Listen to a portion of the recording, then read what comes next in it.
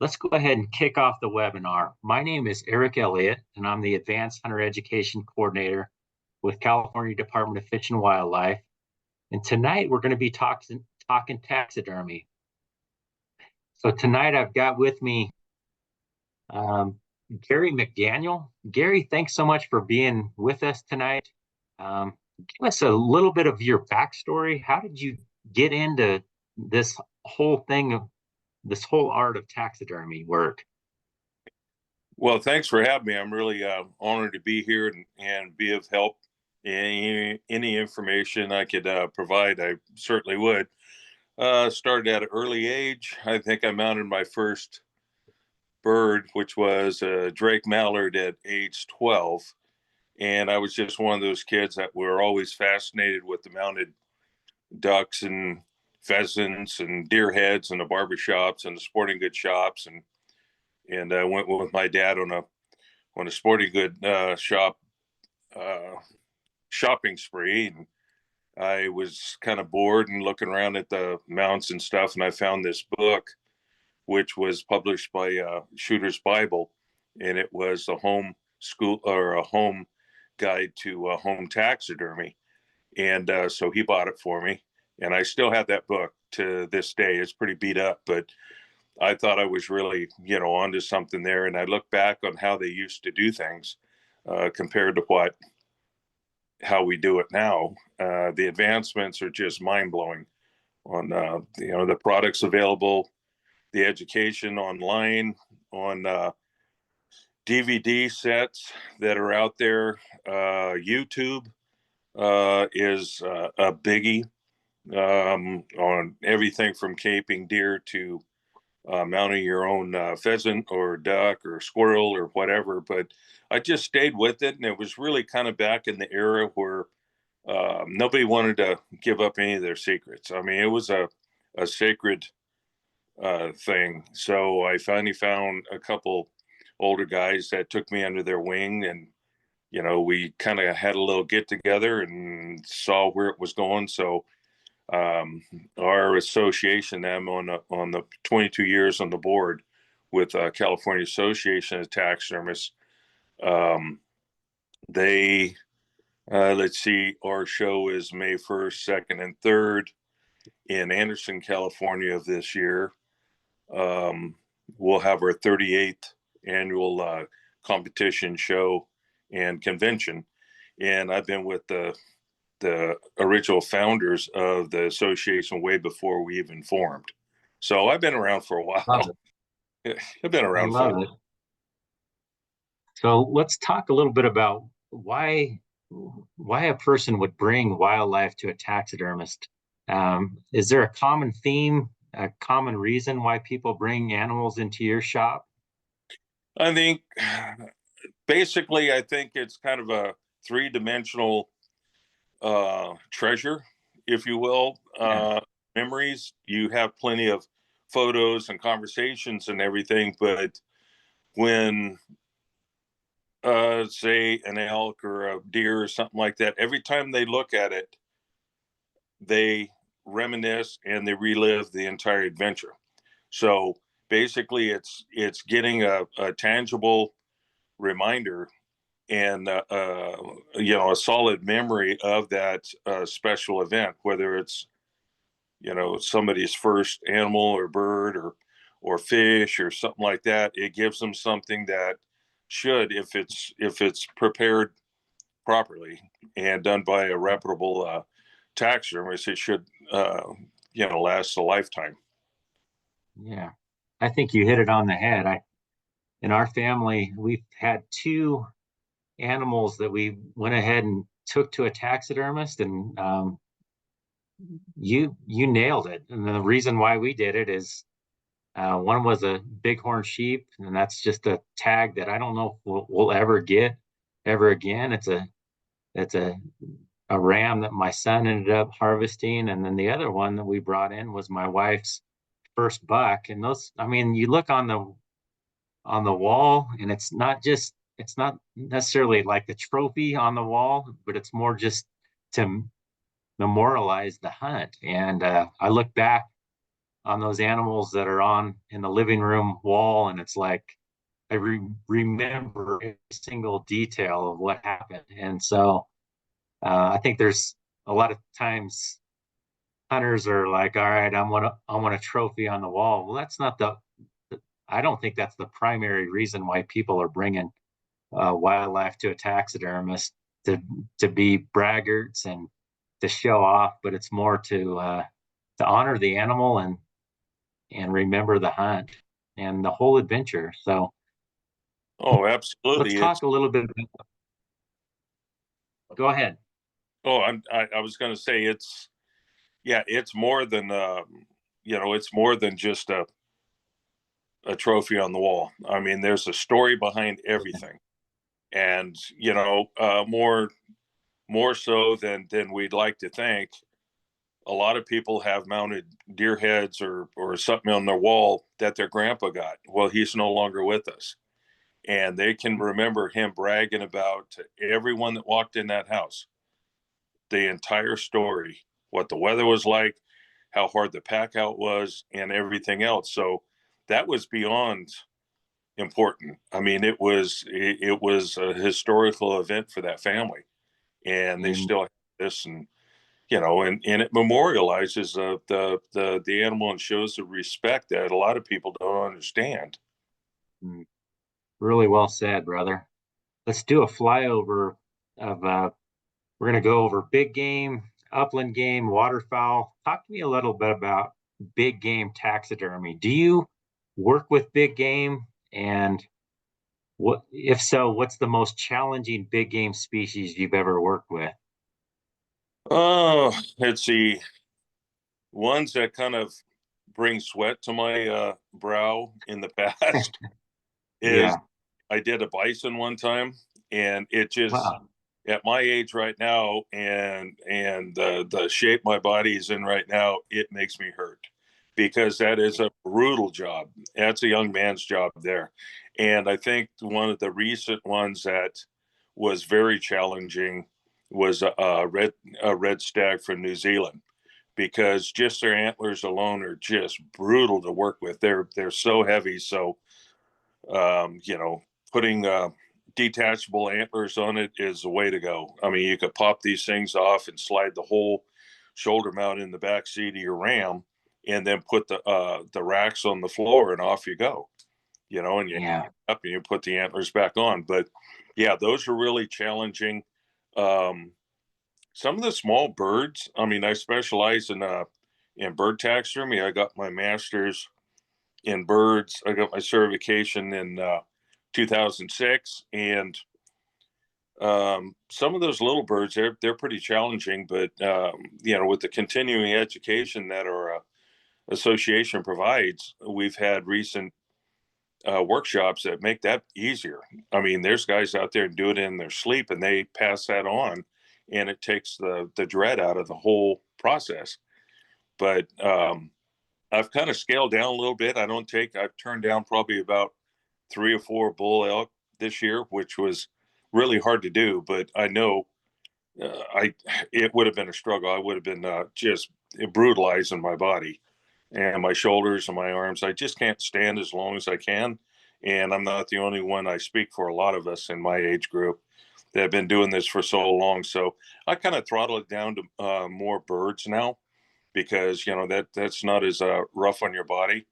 But with competition, as slides go through, the level of competitions in the stratosphere. I mean, anatomical correctness. The judges are looking, and we spend a lot of money flying in our judges from all over the United States.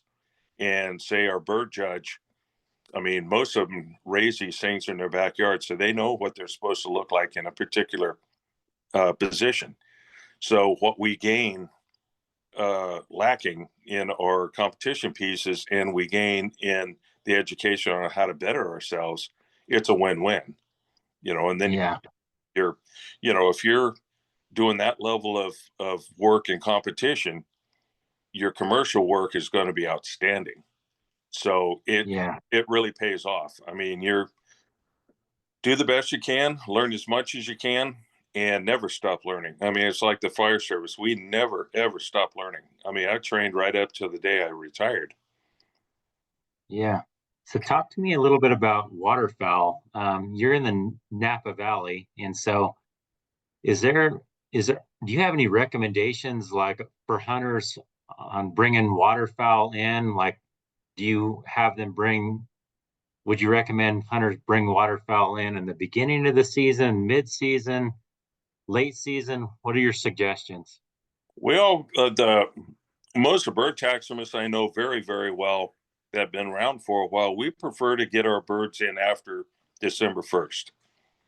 And I've made exceptions probably for two reasons. If it's a hybrid, which is quite likely one in a lifetime take. If you get a unique bird like a hybrid, I'll take that in. Um, Mostly do because of the pin feathers. They're still molting. And for the ones that don't understand how pin feathers work, you got a shaft of a new grown feather coming in, pushing 4 or 5 feathers out. So you got to avoid.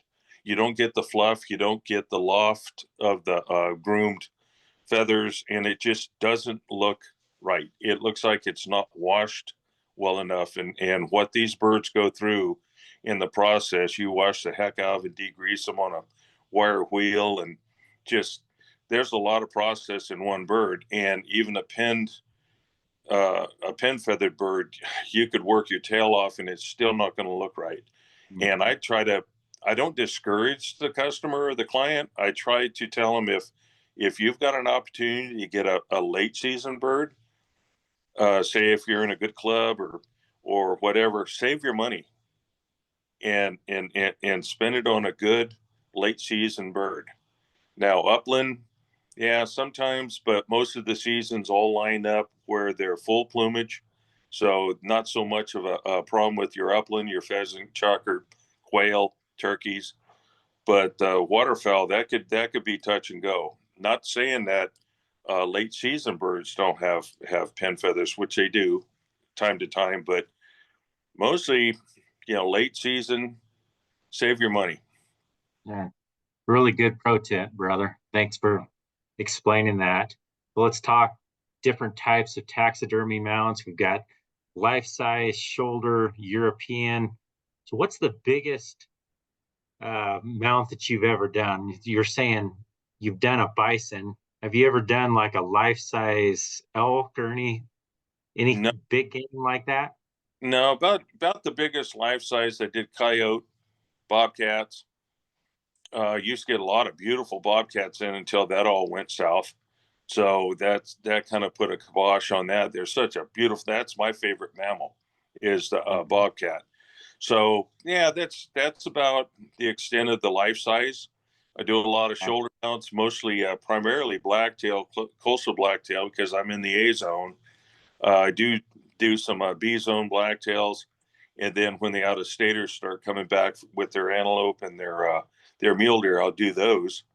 Um, Yeah. and European, I give them a choice because if they're on a budget, which you can pretty much tell, say, hey, if you don't have the price or if you don't have the funds to do a shoulder mount, we could do a European, and we could either put it on a nice plaque on the wall, or we could build a little structure to go on the wall of artificial rock and set the skull kind of at a kind of like it was almost like a deadhead that just ended up in this pile of rocks with some sagebrush and stuff, and we could jazz it up to where it's really appealing. It really looks cool. That's awesome. Yeah, I think we're going to kind of circle back to European mounts toward the end of the webinar and kind of give people an idea of how you could kind of do it yourself. Oh, absolutely, yeah. And then also, what I really love about talking with you, Gary, is just that you're seem like you're always thinking outside the box, and it's cool that um, there's some new creative ideas, and you shared these with me. Talk to me a little bit about these pack frame taxidermy mounts. Well, they're relatively new in the industry, but you're getting kind of in between the cost of a European skull mount, but yet Hmm. deer had some really cool features and stuff in the face and all that stuff. We could tan the cape and the hide and everything, and just use a head mannequin. We'd mount the head just like we would on a shoulder mount, but you take the rest of the tan cape and roll it up, and they're integrating these frame packs, and they're trying to make them look like the old Alaskan moose hunter frame packs, and then they it spun off from there, and they have retro canteens you can put on them. I saw one in a competition show. It went into the novelty division, and he had an old pair of brass binoculars on it, Wow. and Cool. there was something. Oh, there was a little shovel, like kind of a GI folding shovel from way back. I don't know where he got all this stuff, but he integrated that all in this pack frame with this great big giant non-typical mule deer, and it was awesome. I mean, Wow. it would be perfect for a sports bar or a man cave. It's just another spin-off on a novelty type thing that really grabs your attention. It still shows the beauty of the rack of the animal and the facial features and everything. But again, you have to know anatomy and what a dead deer looks like, because Yeah. look like the eyes wide open or anything, and some of the glass eye manufacturers caught on to this years ago, and they manufacture dead deer eyes, how they got kind Wow. of get clouded over and stuff. So the Yeah. realism of the supplies out there are endless. That's awesome. So, so let's talk what a hunter needs to know. So let's talk pre-hunt preparation, and what do you wish every hunter knew before they went out hunting if they were going to do anything with taxidermy? I would say it all boils down to preparation. You go through your checklist of all the clothes on the change of the weather. You got to be prepared there. Make sure you've got your tags and your permits and your license and all this stuff. But along with that preparation, you need to be thinking ahead and saying, okay, if I do get an animal, it may be something I want mounted. What do I do then? That's not the time to think about woulda, coulda, shoulda. It should be Yeah. part of preparation. And we chatted about this a little bit yesterday. Was in the area, say you're going up the B zone or something, you're going to hunt outside of Cloverdale or something like that. I would kind of think, if you can't get this animal broke down and taken care of, and you think you can get it back home, well, the temperature just changed and the weather just changed. Now you're looking at 100 degrees. Not only is the cape susceptible of spoiling, but the meat is too. So part of your preparation would be looking for a facility close by you can get that animal to, a walk-in freezer, a cold box, a butcher. A lot of times the butchers, they have the opportunity to, for a nominal fee, they'll cape your animal. That breaks it down smaller to where you can get the cape off that thing, roll it up, put it in a plastic bag, go straight into the freezer. And then so when you come home, it's compacted to where you could fit that in the ice chest. Um, and of course, you can't, especially for the out of staters, you can't transport a big game head with the skull still attached with the brain in there. You can't, because of CWD stuff. So, Right. they're going to have to take that skull plate off. So while they're at it, they go ahead and cape your animal. But it's all in preparation, really.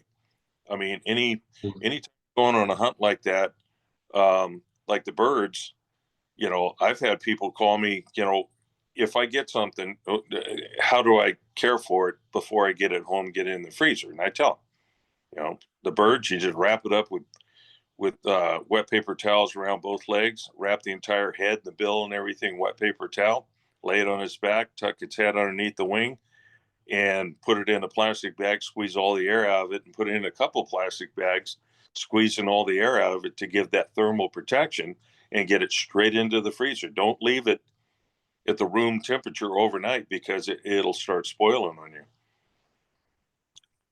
Absolutely. I love that. Yeah. So be prepared to have things mounted. And I think we were talking additional things on what you wish every hunter knew. Talk to me about like slowing down when you're caping a big game animal. How important is it to have you seen a lot of hack jobs where people are just going fast and kind of ruining a cape? Oh, absolutely. We all have. They cut it too short. They're rushing it, and they're especially around the eyes, which you know. Fact of the matter is, the eyes are the focal point of any mount, and if you Hmm. start cutting in too deep and hacking and swacking on this cape and start cutting it up, those are hard fixes. They're very difficult to get the incision tight enough, although you can, but an ounce of prevention if you knew. And actually, I don't want to sound harsh, but there's no excuse for it with resources like YouTube. There's Yeah. YouTube out there that starts with a fresh deer head and he goes slow enough. He shows you the tools you're going to need. He's going to show you how to take that cape completely off that skull without cutting through it. Hmm. And it's with that a little bit of preparation. If you could review how to video like that, I mean, you're light years ahead. I mean, then you got the confidence now, like with our local A zone. It's a two deer tag option. I mean, you could get two Hmm. deer. So a lot of guys will practice on their first meat buck, and if you own it, then no big loss. But when you get that late season second buck, it may be a bruiser. And if you're Yeah. going to that, at least you got the confidence what not to do and what worked. Yeah. And use it for practice. It's a really good idea. I think that's a really good tip. So let's just envision this. We've got a buck down in California, and so we've got some things up here. We don't want to drag that deer. Why do we not? If we're going to take it to a taxidermist, that's kind of for obvious reasons. But have you seen that happen before? Is it kind of impossible after you drag a deer to bring? It depends on how it's drugged because I've dragged my own deer out before and trying to keep the head, the neck, and the shoulders up off the ground. Mhm. Yeah, The rest of the deer can drag. That's fine, but it's not a perfect world. And you start hitting an incline or something, the deer slides past you, and all of a sudden it just goes to hell in a handbasket on you. So, but personally, me, what I would do is I would like to promote everyone to try to look it up on YouTube how to break your own deer down in the field. Just love it. reduce the parts. And personally, being a bow hunter on blacktail, I break down every one of my animals, and I'm prepared for that. And I learned it from an elk hunter. And you break it down all in your parts, your front shoulders, back shoulder, or your back hams, or the back quarters and the back strap, and take the cape off of it right at the base of the neck, cut the head off, and let everything air out. And if you do have enough time, start taking all the meat off the bones. I mean, it Yeah, never made any sense to me to be packing all the extra weight that you're not going to eat. The critters need something to chew on too. So it's all in preparation, and there's videos out there, that'll show you how to do this and take the intimidation out of it. And it just breaks it down. And I mean, invest in a frame pack, and even if you can break it down into quarters, you could put an average blacktail all in a frame pack, strap that thing down, throw it on your back, and bring it down off the hill. you don't have to drag it or anything, and you just roll the cape up, tie it up to the antlers, carry it off in one hand. And I love it, Gary. I think that's good wisdom. And yeah, there's a lot of reasons for it, not only to help the taxidermist, but also to help cool the meat down. Now you could throw all those quarters or even that boned out meat into a cooler. And I think that saves a lot of, later on, you get it back to the house and you're looking at, okay, now what do I do with all these bones? You're going to throw them in the dumpster, throw them in your garbage. If you leave them out in the woods, the coyotes are eating on them, and you're kind of letting nature take its course. I like sure, your wisdom on that. sure, Um, it's non-edible stuff, so I've got the luxury of if I do get one in the morning, I got all day to find a shade tree to give me say 3 hours of good shade. But in the A zone, especially in the archery season, we could hit 112 degrees. yeah, Got to get on this thing. You got to take care of it right away. So yeah, once I all home, I take all my. I actually use extra large pillowcases for my meat bags, and yeah, I break it all down, put it in the meat bags, hang it in the tree while I'm working on the rest of the deer, and then once everything's done, if I got to go back to the truck to drop my bow and all the unneeded stuff, then hike back up there. I load up that frame pack with all the meat and everything, and then grab my head that's tied up with a cape and everything, and off the hill I go. And I get home, love it. bag it all up and everything, put it in the refrigerator. Next couple of days, I'll take out just enough I can handle to trim it up, Yeah, cut it up, vacuum seal it, mark it, put it in the freezer. I just got a system that seems to work for me. I really like it. And I think that's one of the we're going to touch on this toward the end of the webinar, but you you kind of perked my interest in it. I mean, there's other reasons uh, to get to know a taxidermist. You could tell even by listening to Gary that he's got just a wealth of wisdom about all kinds of stuff. Not only about taxidermy stuff, but how to quarter game. So another reason to get to know a taxidermist. Gary, tell us just briefly, like, how does someone cool a cape, and how? So once you've got that skin off that animal, like, what do you do with it to keep it cool, to keep the hide from slipping? And does that need to be cooler than your meat, or about the same temperature as your meat? What are your thoughts on that? Well, in my pack, I cut down pieces of like 2 by 2 foot visqueen plastic. I think it's like 8 mil or something, or 10 mil. It's real thick stuff, and I lay that down to protect the meat and the cape from getting all the ground debris and the dirt and the rocks and everything. And when I take the cape off this thing, I open it completely up to let it air out, because Yeah, it still has the heat of the animal in it. And if you roll it up right away, you've locked in that heat. And so I try to air it out as much as I can. And then when I'm breaking that animal down, all the parts go on those sheets and it airs out while I work through my process. So yeah, cooling it down even on a warm day, just airing it out will help you immensely. But again, you got to be thinking outside the box, and in preparation, I got to get this thing cold.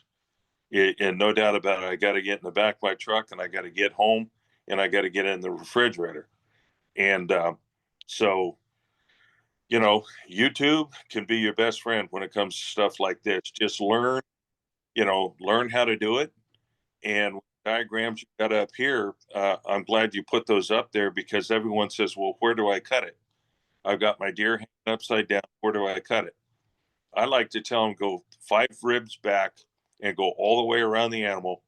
And then you could strip off the rest of the cape and let somebody else go ahead and skin it out, while you bring that skin all the way down to the base of the head, and then cut the neck off. And we kind of like to have people leave about 3 inches of neck on there so we can get a circumference, but it's not really necessary because I can get the measurement off the flat cape. But to get the head off that thing, and then you go ahead and, take the rest of the skin off of it.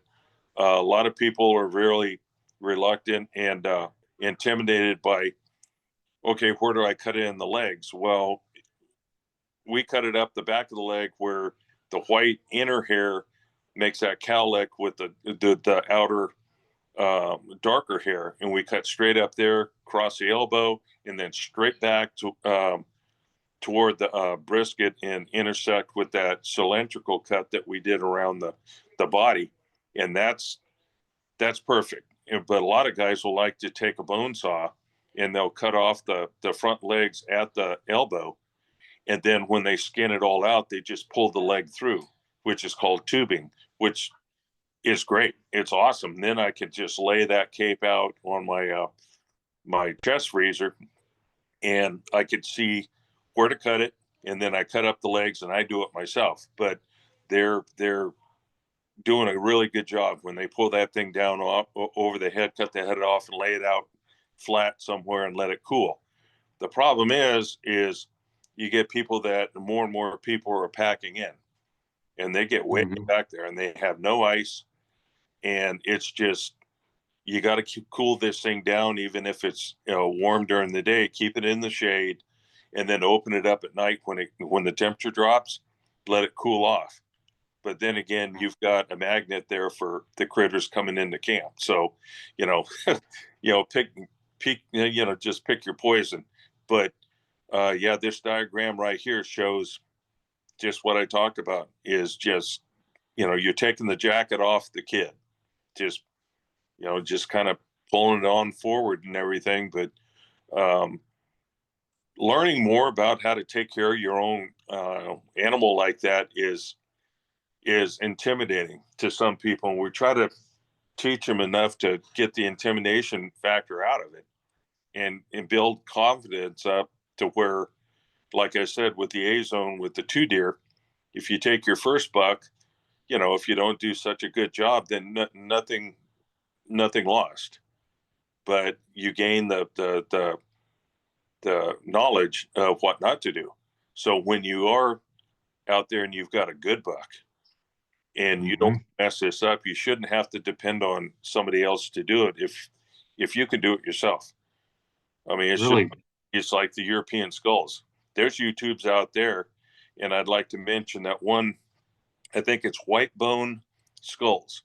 If everyone looked that up on YouTube, man, that guy has done everything to help the DIY guy. I mean, anyone can do it. It's amazing. I love what you're talking about. That's one of the awesome things about having you on, because that's the whole premise of advanced hunter education. Is that's my whole job, is to kind of take the mystery out of all of this. It sounds so intimidating, and it's like, how do you learn to gut an animal? How do you skin an animal? And it's not that complicated. You just got to get after it. And I think a lot of our advanced hunter education clinics, that's what we do, is we try to take the mystery out of it. And I think you hit on something, is like practice. Just, yeah, you get a jackrabbit, for example, practice skinning it out, and you get a small buck. It's like, maybe you don't want that mounted. Take a little bit more time. It's not going to take a ton more time, and just figure out, okay, if I were mounting this animal, how would I do it? And just the taxonomy of the animal, learning where to cut. And I love that you're willing to teach people, Gary. I really appreciate that. Let's delve a little bit into how to prepare a bird for taxidermy purposes. You gave me this information on this slide.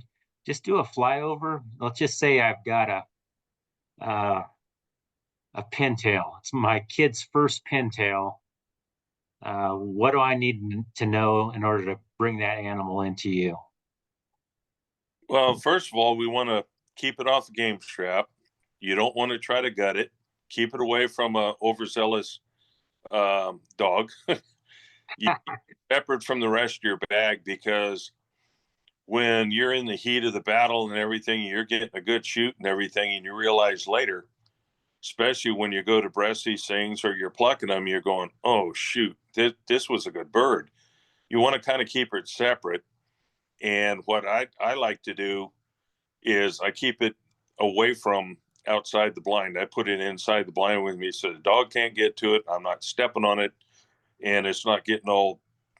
Every time you jump out of the blind, you're not using that as a stepping stone. You're mashing it, but you clean it up and everything. You get it home, and we want to freeze it as soon as we can. And before we do that, if it's got blood coming out of its mouth, take some wet paper towels, kind of clean it up a little bit, and don't worry about broken wings. The real challenge in waterfowl is a broken wrist. That's a tough fix right there. So I do what I can to try to suggest a closed wing mount, and maybe even a preening mount to have the bad wing tucked in, and then the good wing out, and having that bird twist his head around and preening on the good wing. But don't worry about the broken wings or anything. And guys have refused to bring birds in because the feet are all shot up. I save feet. I mean, at our club, when they're breasting these things out, I'm going around with pruning shears cutting the legs off. They're going, why are you doing that? I said, I collect them. Well, that's weird. Well, no, if you knew why it was, I could replace those feet, get a perfect pair of left and right legs, and you're good to go. So when you get it home, you're wiping it down. I use a spray bottle with water and a little bit of soap in it, but you don't have to do that. But wipe most of the blood off it, and then take wet paper towels, wrap up both legs all the way up to where the feathers are, and you're insulating those feet and the legs, and then you do the same thing to the head. Wrap the whole head all the way down to the end of the bill with wet paper towels. With a bird laying on his back, you bend his neck around, tuck it underneath the wing.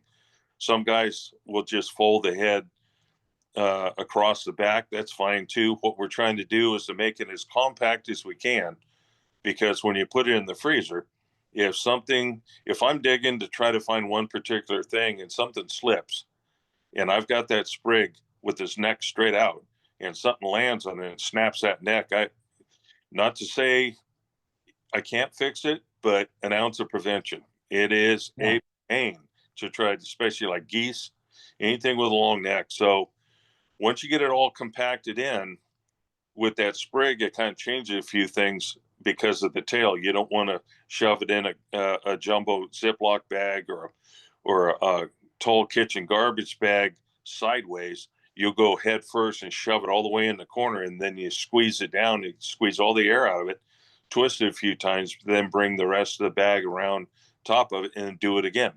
You want to give as many layers of thermal protection you can with that bird. And then you take your duct tape or painter's tape or masking tape and tape it up real tight. And then you mark it. The reason why we mark it, so when the wife goes through the freezer, when she comes home from Costco and it's not marked, she didn't know what it is, it's going in the trash.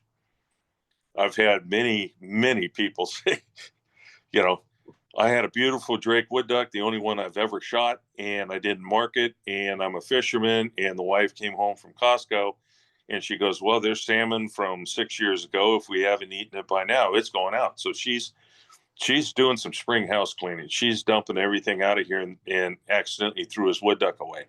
Well, it was a Mhm. so thermal protection. The old method of putting in a nylon stocking, it did one thing. It kept all the feathers going in the right direction. No thermal quality, and it went straight in the freezer. That bird was literally ruined in about 3 days in that freezer. There was no thermal protection. The legs are like potato chips.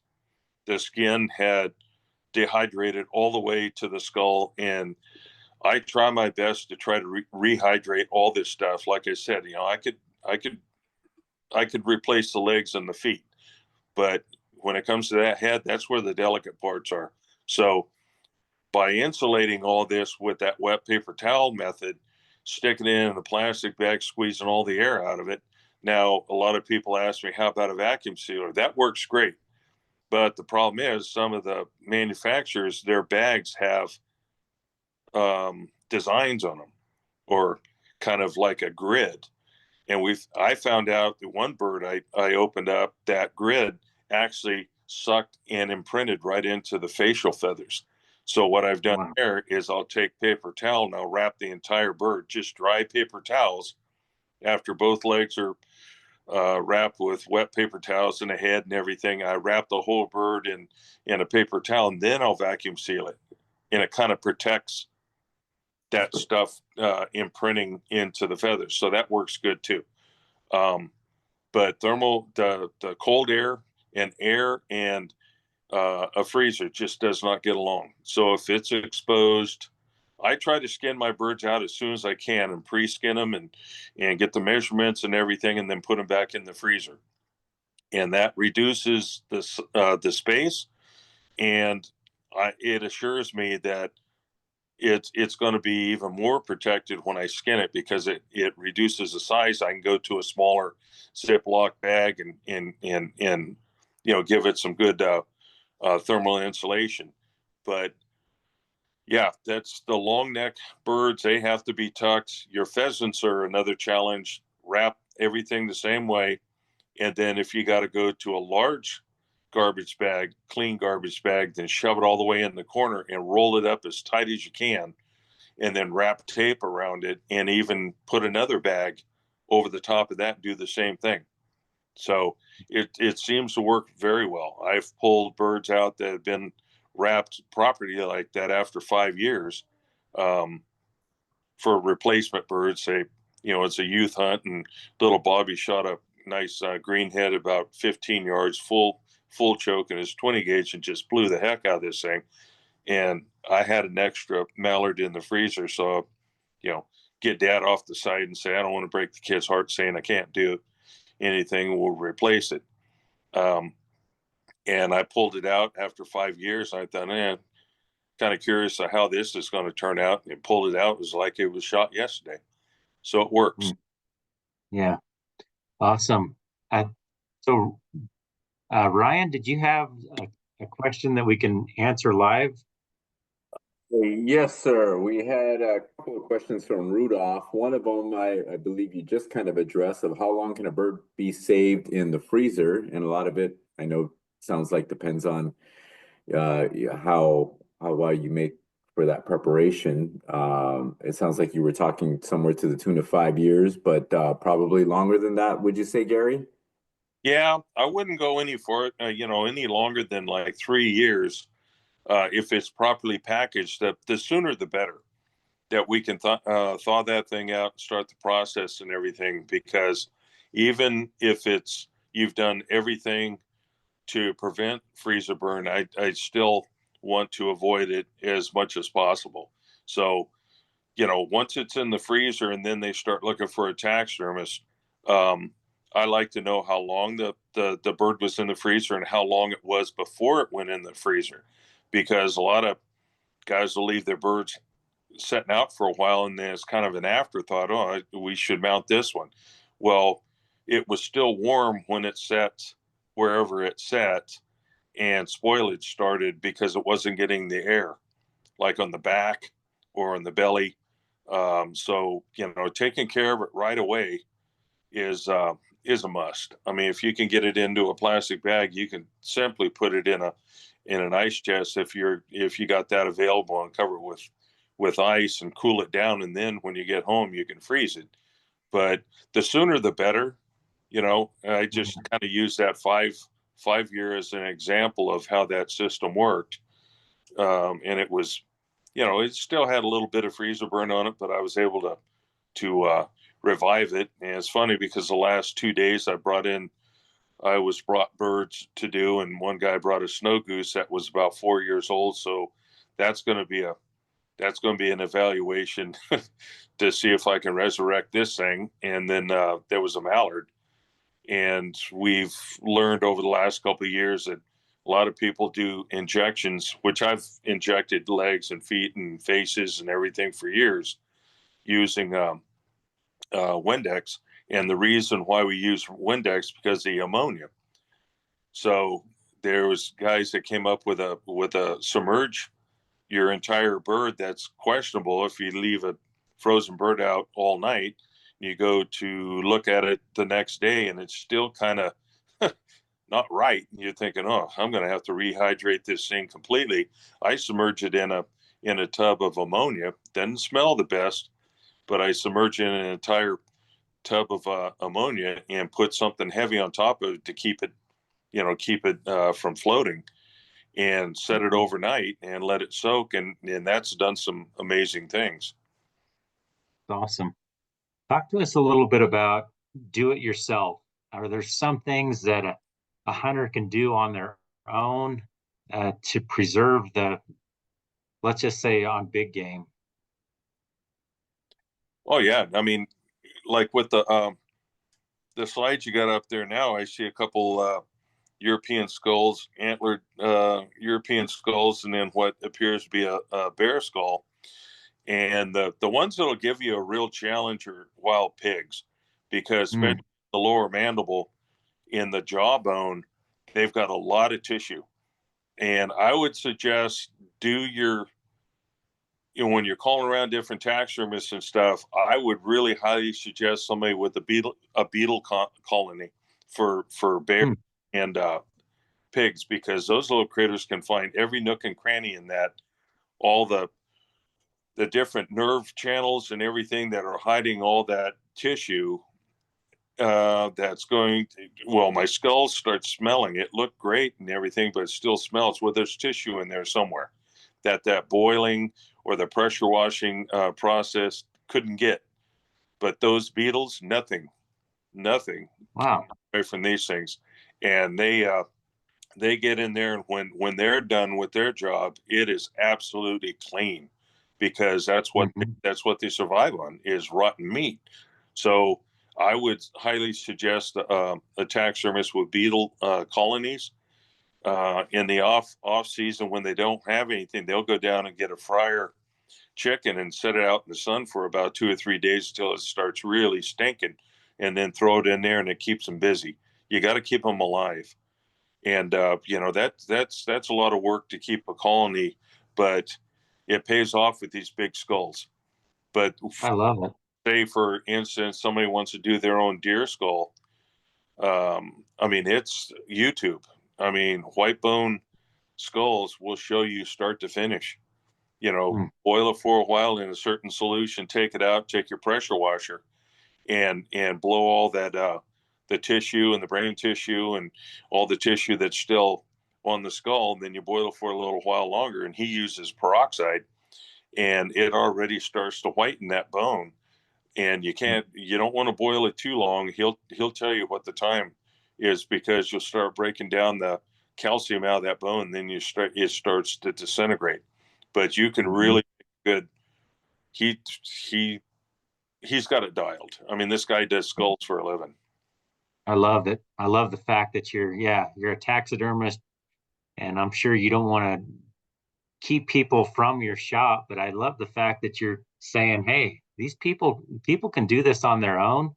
And yeah, our family's kind of living testimony to that. We started doing European mounts, and let's just say I didn't do a lot of it. I had my kids do so much of it. And even as like a 10, 12-year-old, it was a pretty cool homeschool project where they would do the whole European mounts and practice, like you were saying earlier, with some mounts that we didn't really care about, and then learn from there. And then I think my son ended up doing this bear skull off to the right. So it's completely doable, and it doesn't take a ton of know-how, and there's just so many resources available, like Gary was saying. Let's talk a little bit about DIY gone wrong. And this is a archery buck that I harvested, and I wanted to preserve the antlers, and you could see that I didn't do such a great job. You could see the velvet's already peeling off the antlers here. Um, I guess the purpose of this slide is kind of knowing your limitations and then also researching. What do you guys usually do for velvet? How do you preserve that, Gary? Well, I usually inject mine with the velvet tan. First thing you do is when it's fresh, if you could take your thumb and your pointer finger and you can roll the tissue of the fresh velvet on each tip of every tine. If it's still rollable, it's nice and fresh. You poke a hole in each one of the tines with a like a punch, something like an awl or even a sharp needle or something like that to make a vent hole. And then what's the hardest thing to do is when I draw up this solution in a syringe and use a large bore needle, you turn the rack upside down and to find those veins. But when you hit one, I mean, you know it, because when you start dropping that plunger in that syringe, this stuff will start shooting out of these holes. So you know you've hit the mother lode. What you're trying to do is get that blood out of those veins and replace it with a preservative. Now, over the last 2 years, what's really popular, and it helped the DIY, is it's called Velvet Lock, and it's in a spray bottle, and they swear by this stuff. I mean, I'd use rubber gloves, and you just spray and saturate. What I like to do is you'll spray it, and you use your latex rubber glove, and you're squeezing each one of those antler tines and the bone and the main beam and everything as you're spraying it to make sure it squirts through your fingers. You're saturating that layer of velvet, and it's made with a preservative that goes in and draws this stuff out. And you set the skull upright, and it starts dripping out of the top of the pinnacle of where the pinnacle comes out of the top of the skull to the burr, and it starts drink. And you want to put it in a little a dishwashing tub or something to catch this stuff. You don't want it running all over your floor or your tabletop. And they've got perfect instructions on that. And that same company puts out a product called Bone White or White Bone. Bone White. Same thing is when you do your skull like that, you spray this stuff and it's got ingredients in it that whitens the bone. So I would highly recommend looking into the Velvet Lock line of products. You can get those online. You can get them, almost anywhere. A lot of the taxidermy supply companies are carrying their line of stuff now. But there's so many things you could do with the DIY. Say turkey fantails. A lot of people say, "Can you mount this tail my son's first turkey?" And I said, "Do it yourself." And he goes, "I don't know how." They're simple. They're simple. Why pay somebody to do something you could do yourself, basically? And it's fun. You could bring the kids in, they could do it. And, you tape all the feathers, get them all nice and fanned out and everything. And you're scraping all the meat off the base of the tail and basically mixing up a little bit of Bondo and, just bonding them there. And then you're taping it to a piece of cardboard until the thing dries. Take your tape off and bam, you got yourself a fantail. And then if they want a nice plaque, they have some beautiful plaques out there that are all laser engraved just for turkey fantails. And that's, do it yourself. There's more and more resources out there that allow you to do this. I love it, Gary. Thanks so much for explaining that. So we're kind of winding down. We've got about 5 minutes left. So yeah, I would suggest anybody that's watching the webinar can take a picture of this resources page, and Gary gave me permission to put his email address on. And get a hold of Gary if you've got. He's got all kinds of recommendations for taxidermists all throughout the state. And so if you're like, man, I'm up here and I'm going, mule deer hunting in Alturas, for example. He's got some recommendations for quality taxidermists up all throughout the state of California. And just want to hit on this middle one, online resources. I mean, they're just absolutely abundant. And Gary, I want you to kind of talk to us a little bit about the California Association of Taxidermists. What's that outfit all about?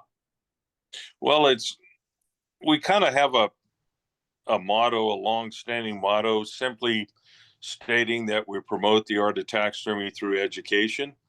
So we have mid-season seminars. We usually have fall seminar, spring seminar, and somebody will donate their shop.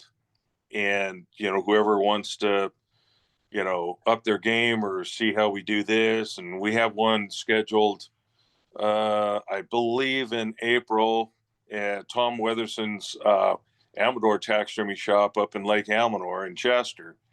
And I believe there's 3 really good buddies of mine that have been in the association for at least 30 years.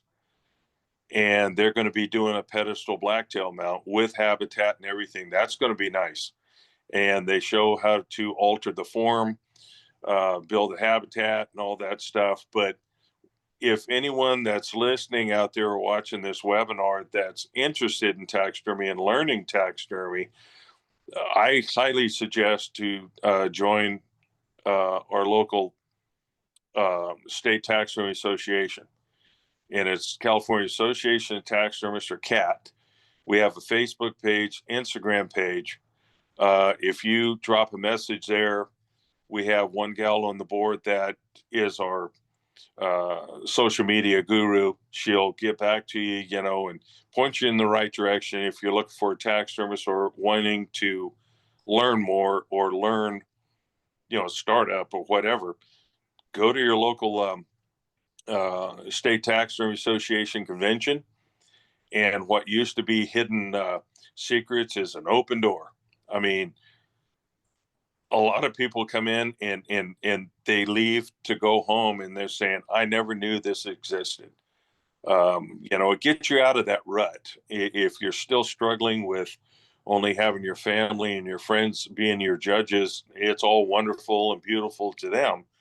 But if you want to really learn more, your state associations, it's a wealth of knowledge. I mean, there's hundreds of years of knowledge within those associations, but check us out. I mean, we do our best to, we're all volunteers on the board and everything, and we do our best to put on, an annual convention, and we fly our judges in from all over the United States that are experts, if you will, in the species that are mammal, fish, reptile, birds. They know their stuff, and that's how we better ourselves. I love it. So we're going to conclude the webinar with talking about just another reason for taxidermy and why to go to a taxidermist. As you can tell by talking with Gary, he's just a wealth of knowledge. And as we were preparing the webinar, I asked him in passing, did you know a guy by the name of Joe Fowles? And you could just hear Gary's voice light up, and he was a mutual friend of both of ours. And so Joe passed away a couple years ago, and we just wanted to give a shout out to Joe and kind of in many ways just dedicate this webinar in his memory. He kind of exemplified what a taxidermist was all about. So Gary, why don't you tell us a little bit about Joe, what made him so special, and we'll conclude the webinar with that.